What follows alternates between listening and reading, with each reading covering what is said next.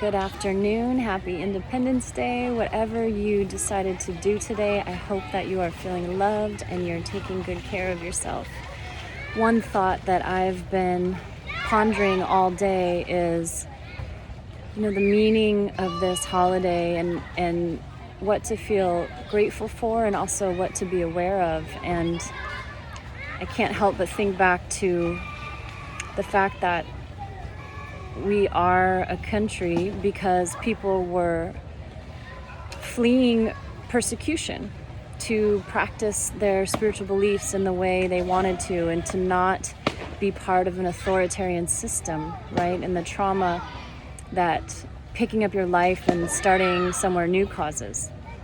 And then also, if your ancestors were considered 2/3 of a human, the trauma of being basically kidnapped or sold, sometimes by your own people, and brought over to be cattle, laborers, and the trauma that causes.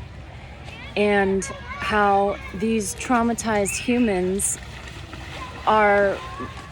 came over here and then took land from indigenous folks and the trauma that caused, right? And I can't help but think how we are all just a bunch of traumatized humans, and how our ancestors, we inherit this trauma unless we stop the cycle.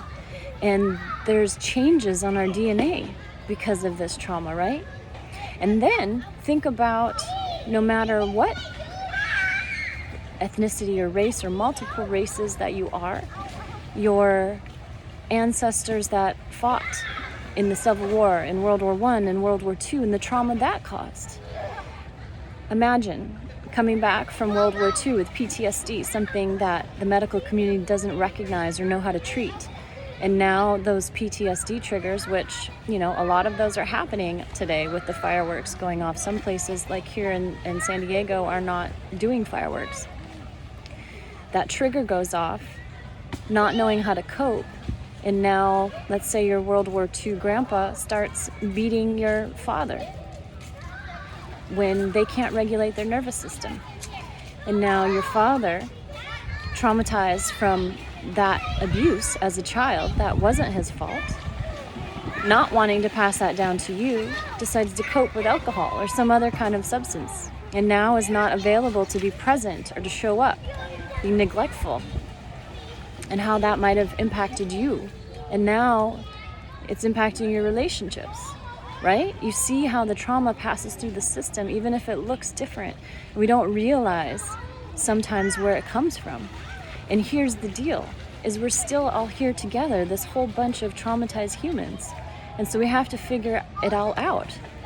And the nervous system of a human being, which we are all human beings, doesn't know what race we are. The nervous system doesn't know what trauma happened. The nervous system registers ongoing, let's say, sexual abuse the same as an incarcerated parent. We know this from the ACE study. It's the toxic load of traumas. It's how many different traumas you experienced that actually changes your health. It can take 20 years off of your lifespan. And so what do? We're all in this together, and you cannot hear or see another person's trauma fully and start to make amends until you've examined your own. And we all have it, especially after this year. So the first step is to sit with yourself. You have to sit with your own trauma and do that healing so that you can hold space for another person. There's nobody here that hasn't experienced something traumatic in their life or their family tree that was passed down in some way in the genes, right? The other thing is, nutrition is how we prepare the cells. So we actually prepare the cells to heal using cellular nutrition, getting rid of sugar.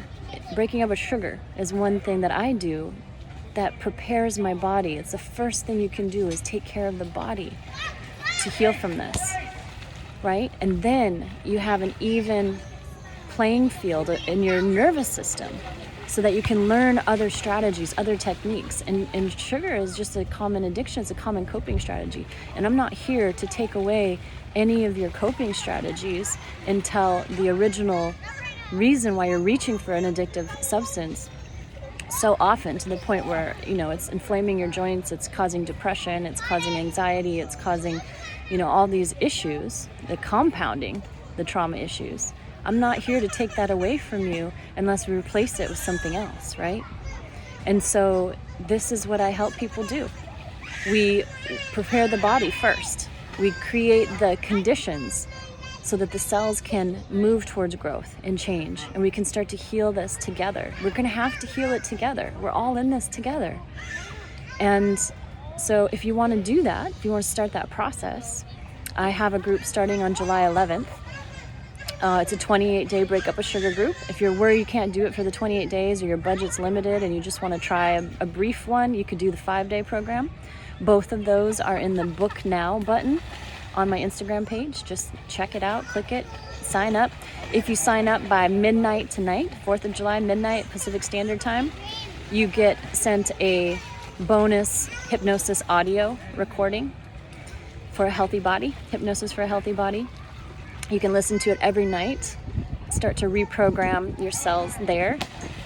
Research from Harvard shows that people who do hypnosis showed epigenetic changes on 1,400 different dreams. We get to reprogram that trauma story, right? We get to teach the body from the subconscious level how to feel health. And then in September, I have an offering for you. September 13th, mark your calendars, mark the date. It is a year-long program to heal trauma, but I want you to prepare the nutrition first. I want you to get that first basic level ready.